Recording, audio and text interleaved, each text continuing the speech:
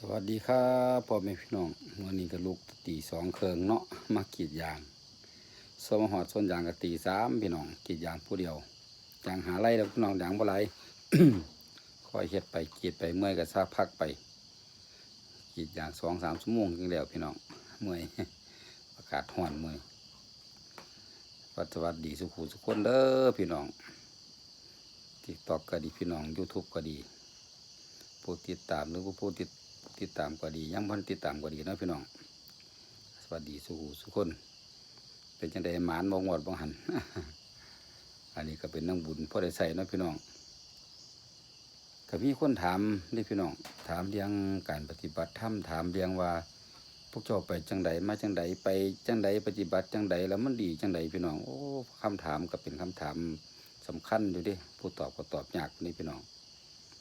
เราเพิ่นว่าในชีวิตเท่านี้ความสุขที่แท้จริงเป็นจังไดเพิ่นว่ามันก็ตอบยากอยู่พี่น้องคันตอบเราบางคนก็สิมันเป็นปริศนาธรรมตอบอาจจะบ่เข้าใจพี่น้อง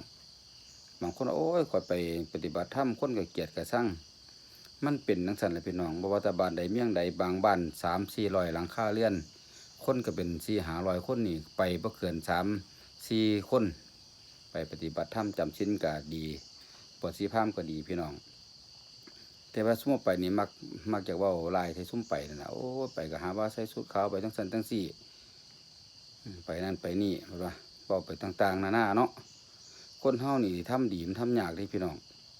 บ่ว่าจะอยู่บ้านใดเมืองใดก็ตามแต่ทำดีมันยากคือพระอาจารย์ชินคิดเพิ่นเว้าให้ฟังนั่นล่ะเพิ่นเว้าว่าที่ไหนไม่มีใครเกลียดใครชังพาเขาไปหน่อยสิ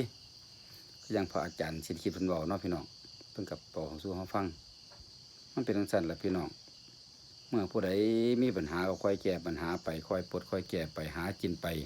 ความสุขที่แท้จริงของคนเฮานี่ก็บ่มีอีหยังหลายเด้พี่น้องแต่เฮาพอใจในสิ่งที่เจ้าของมีท่านเฮาบ่มีไร่มีนามีหยังก็เฮาก็อยู่ไปตามเฮามีพี่น้องรับจ้างกินไปแก้ปัญหาไปเฮาบ่ดิ้นรนเกินไปบ่ว่าให้มันดิ้นไปแล้วก็